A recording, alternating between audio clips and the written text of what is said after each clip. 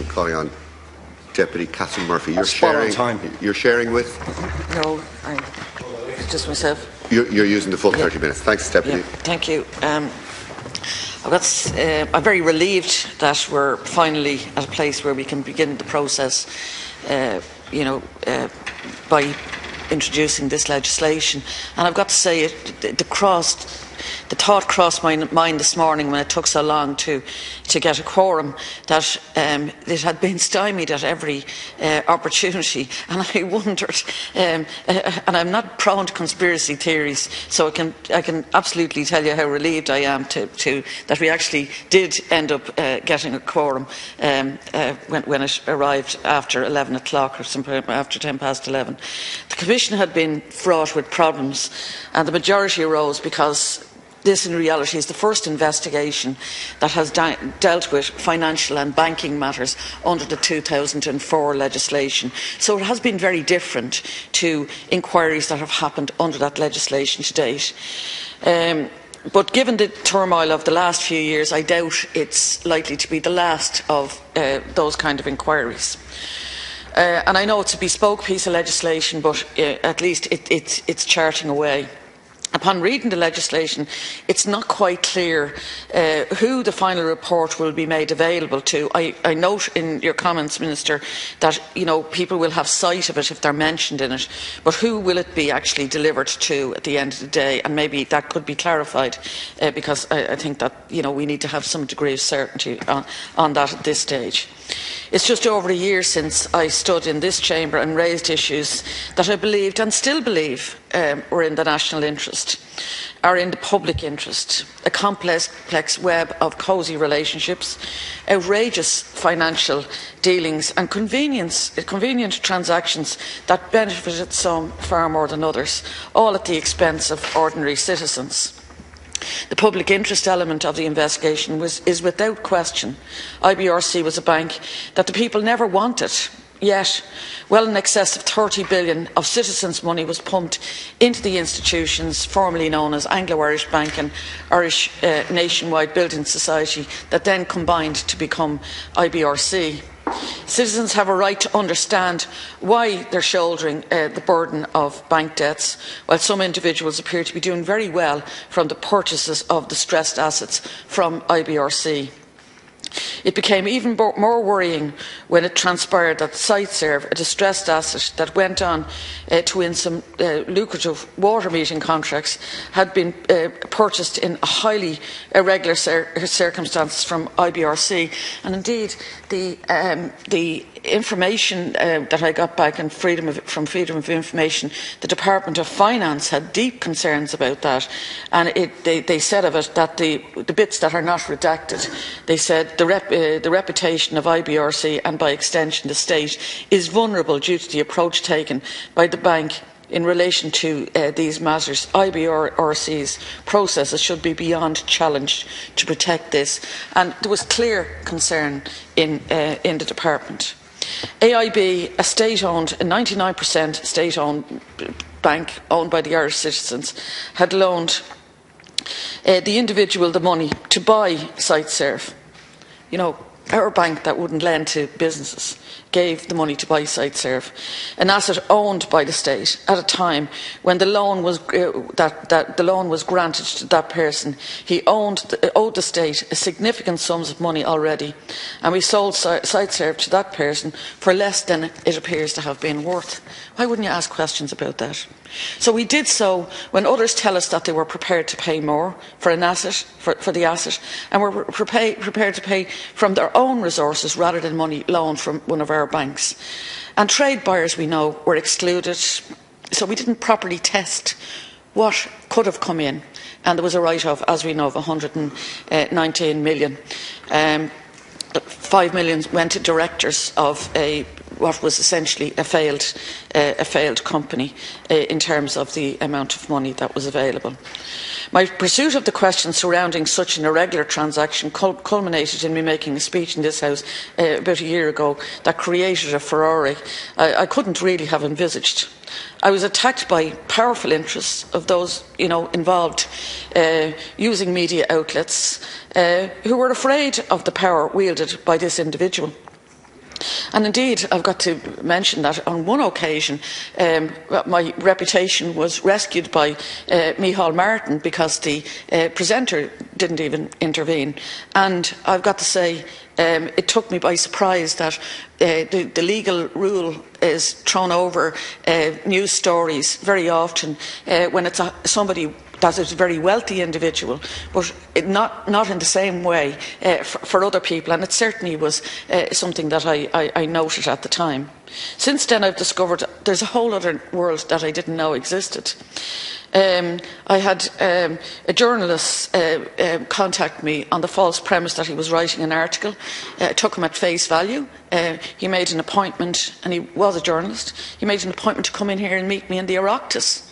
And his sole purpose appears to be to try and find out who the sources of my information were, a man called Mark Hollingsworth. He didn't get the sources, but because it appeared to be more like an inquisition than an interview. But that kind of world that I didn't know existed is very much there, and it's bubbling along under the surface, and we need to be conscious of it. My staff and I were put under immense pressure, yet one thing stood out at all times.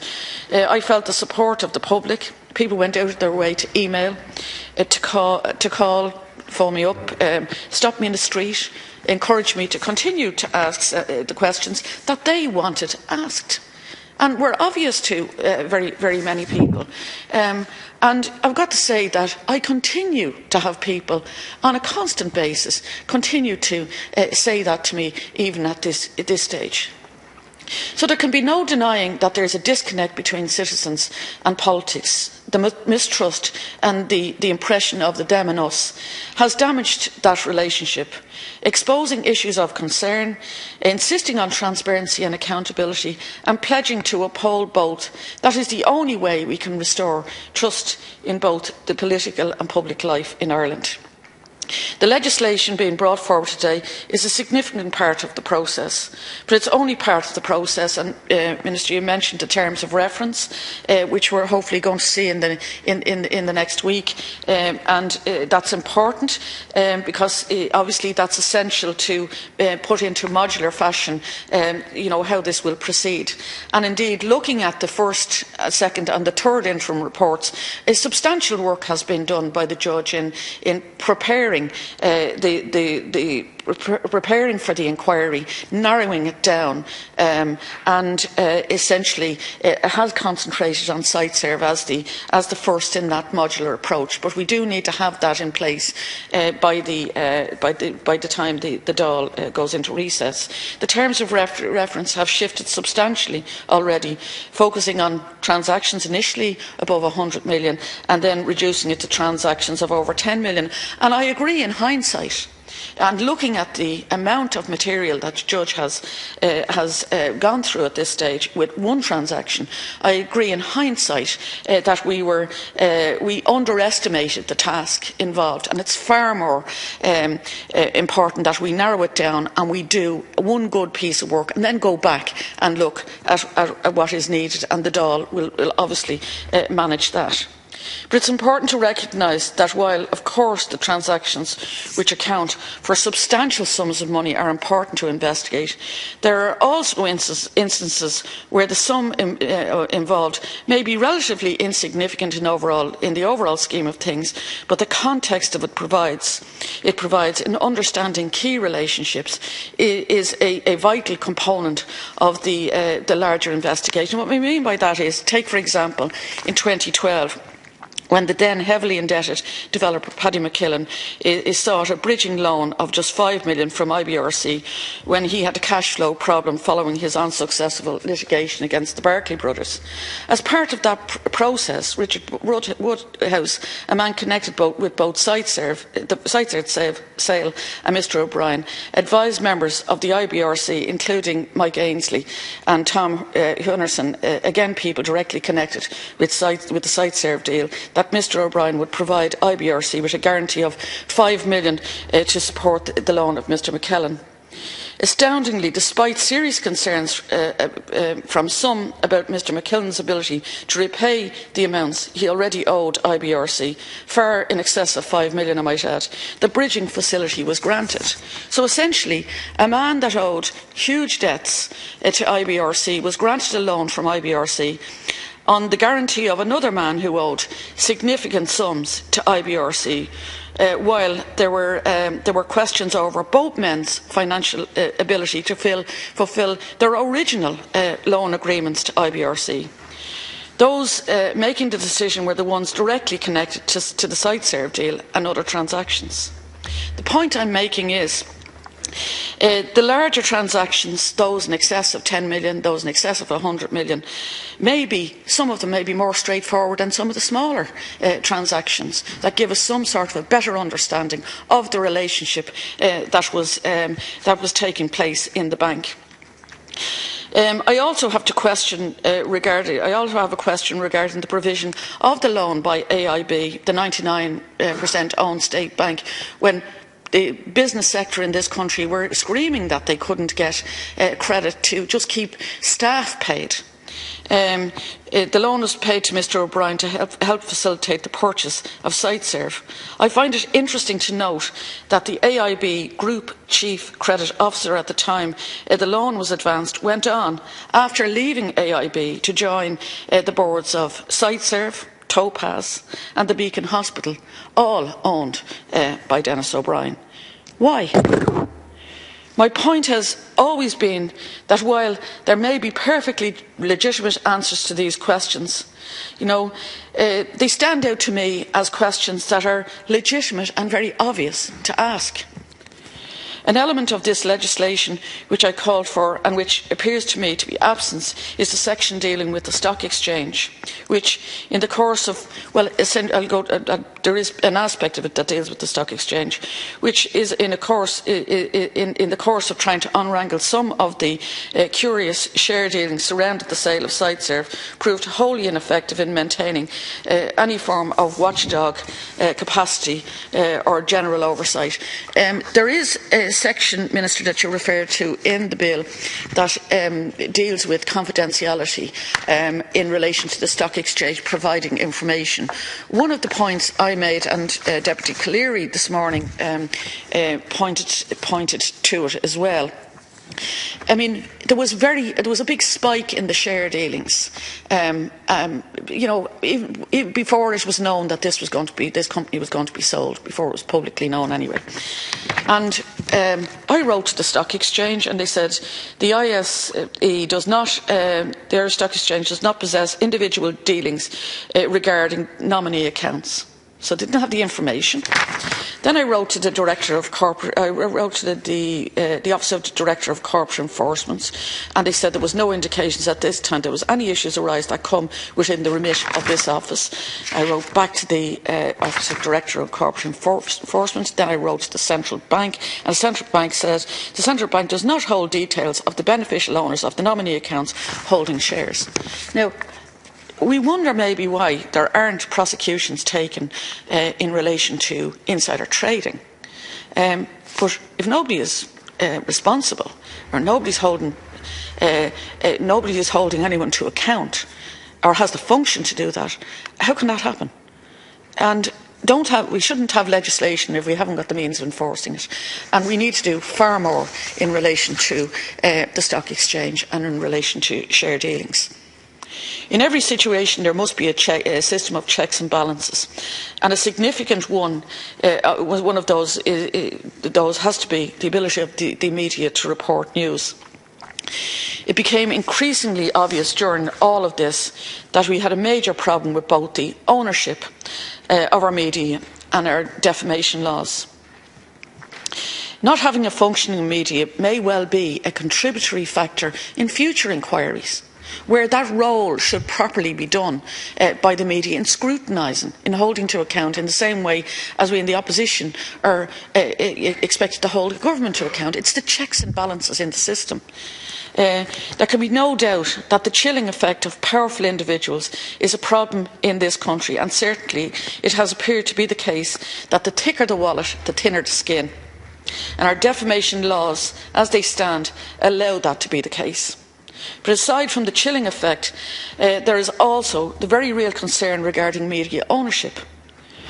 When an individual is able to, as Fintan O'Toole wrote, and I quote, accommodate or accumulate excessive private power with an impact on the public realm of democracy, unquote, you know there's a problem with the system controls you have in place. We saw the work, for example, just quite recently done by the Primetime Investigations Unit into Console. And I think that was a very good piece of work. But even an adverse comment, even a satirical comment, will invariably produce a writ to RTE. And then we wonder why we don't see programmes on the like of prime time about particular individuals, why they're not talking about this. And that has definitely got to be questioned. And this is why the NUJ are calling for the establishment of a commission on the future of the media in Ireland. We should not just heed that call. We must commit to providing for that to happen as a matter of urgency. We have to get those checks and balances back into the system, and the media are one element of that. We also need a discussion regarding why the media mergers guidelines are not retrospective, where there have been similar concerns regarding other sectors that have an over-dominance in the market. The one that I'm really kind of thinking of that was a very obvious one was the one of Ryanair and Aer Lingus, where Ryanair was told to that it was over-dominant in a particular market, I think between Stansted and Dublin. They were ordered to sell some of that, if not all of it. Why is it one sector is looked at and another sector that is equally as, if not more important, is not considered in the same way? So while I'm pleased to welcome the bill today, and I look forward to the work finally progressing in a meaningful way, I regret that it is necessary to use legislation to force some of the parties involved to make the relevant documents and information available to Justice Brian Cregan in a way that overcomes the privilege and confidentiality issues asserted by some of those involved. I'm pleased that SiteServe will be prioritised, as I believe it to be the issue of primary concern to the public, and I believe it will act as a bellwether for other transactions that require serious questioning and analysis, including the controversial Topaz deal and the worrying circumstances surrounding the Blackstone transaction. There's a section in the Blackstone's website. As I say, a lot of this has taken me to places I wouldn't look at. Blackstone wouldn't normally be on my radar. But I had a look at their website, and it describes, they have a section on it that describes them, a section within their company that deals with tactical opportunities, which they call TAC ops, as they refer to them. And it's a bit eye-opening. This section is, by its own description, an opportunistic investing platform that seeks to capitalise on global investment opportunities that are time-sensitive, complex, or in dislocated markets where we believe risk is fundamentally mispriced. End of quote. So while we have a situation where one of the leading investment companies in the world, with a proud objective of capitalising on distress, was employed to advise IBRC without any procurement, without any competition for others to do this job, was employed by IBRC on the sale to advise on the sale price of the assets, and then went on to be allowed, astonishingly, to buy some of those assets that they themselves had priced. I mean, that's one of the issues that the Department of Finance officials were concerned about, and it's one of the major transactions that they highlighted in the FOI information. The internal documents from the Department of Finance released under they talk about the concern about the poor quality of decisions taken. I've got to say, I think that language is terribly tame, but I suppose it's the kind of documents the kind of thing you put into official documents that will be read at some point. I've got to say, I would have said something a little bit more extreme than that, but I won't say it in here. In relation to they were saying that in relation to transactions such as SiteServe and Blackstone, but the officials themselves seem to be extremely unhappy. So situations such as these raise questions for any right-minded person looking at them, and it's my job and the job of those in the opposition to hold the government account as a representative of the citizens to look at these things and ask questions. The public expect and deserve for those questions to be asked. And just in relation to the point that has been made about the Irish nationwide mortgage holders, what has gone on there, as far as I'm concerned, is an absolute disgrace. And the web that was outlined by my colleague Deputy Donnelly yesterday in relation to even the avoidance of paying tax is just really unbelievable. But the real concern there should be those people who took out a mortgage in good faith with Irish Nationwide Building Society. Some of the mortgages were performing, some of them were distressed, but some of the distressed mortgages could have been serviced even if there had been a small discount. And what we're going to have is not just this company ending up, or these companies ending up taking, winning big profits out of all of this, but the state will end up having to house some of the people who inevitably will lose their homes as well. And the whole thing just doesn't make sense. I listened to Deputy Burton talking this morning about what the great work that had been done in dealing with what were the promissory notes that were turned into sovereign debt on the night of the IBRC was liquidated, and it was like as if you should be thankful to us for doing all this hard work. We sorted it all out, but the promise that the Labour Party actually made was that it would be dealt with. It was Frankfurt's way. And the impression was given that the debt would be written off, and that was a legitimate expectation that people had. Now, the idea that this debt is anything other than a debt that is due, or not, I'd argue whether it's due or not, but it's still there, is something we should continue to challenge, where the promissory notes were turned into sovereign debt, where there was a restructuring of the repayment schedule. There's certainly not one single solitary penny of that was written off, and then something like 2 billion was borrowed and extinguished in the central bank bank's terms, was extinguished to take it out of the economy. Now, the thing about it is that was last year, and there's a schedule of payments for up to 2030 to deal with that, which is an odious debt, a debt we should never have been lumbered with, and I think we shouldn't use any opportunity to restate that. So what I want to do is wish Judge Brian Cregan well on the work ahead. I know he's done quite a lot of the work in preparing for this, because I've read each of his interim reports with a great degree of interest.